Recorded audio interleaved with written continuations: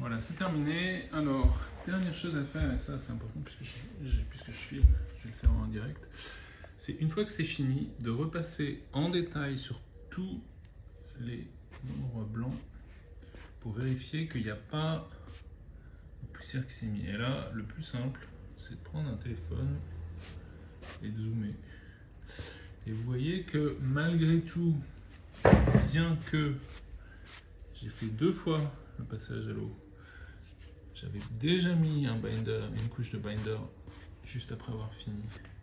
Malgré ça, il reste quand même de la poussière. Il reste. Alors, c'est des petits paquets, hein, c'est presque rien, mais ça se voit. Alors, important d'avoir un endroit où on peut essuyer son pinceau parce que, en fait, on les attrape au pinceau et puis on les sort. Alors, une autre technique, c'est de les mettre sur les endroits gris. Mais là, je sais pas si vous voyez, tout ça, c'est des tout petits paquets, hein, mais ça va se voir. Donc, on enlève. Alors, c'est important de faire ça avant que ça sèche. Finalement, cette étape-là, c'est franchement une des plus délicates. C'est pas difficile, mais il faut vraiment être minutieux. Bon, il faut savoir aussi que ça pourra jamais être parfait parce que tout simplement, à moins de travailler dans un environnement aseptisé, dans un labo pharmaceutique ou chez un carrossier, parce que les carrossiers, quand ils aussi, ils vernissent la peinture des voitures, eux, ils ont des pièces qui sont en dépression, donc ils sont en surpression. Donc en fait, on souffle de l'air filtré dans la pièce pour qu'il y ait de l'air sans poussière qui continuellement vienne remplacer tout ce qui peut ressembler à de la poussière.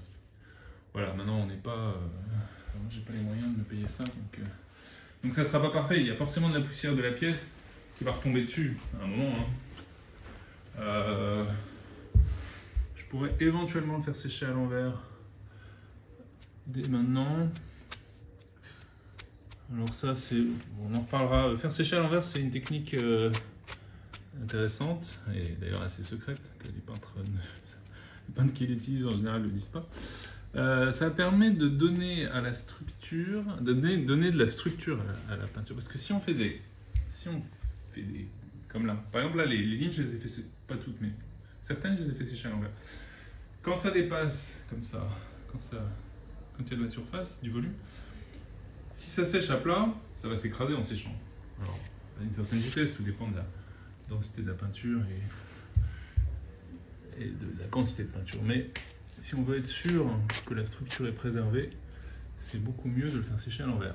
Maintenant, pour faire sécher à l'envers, il faut l'avoir prévu parce que il faut pouvoir l'accrocher à l'envers. Donc, il faut avoir anticipé qu'on ait quelque chose en dessous qu'on puisse utiliser pour l'accrocher.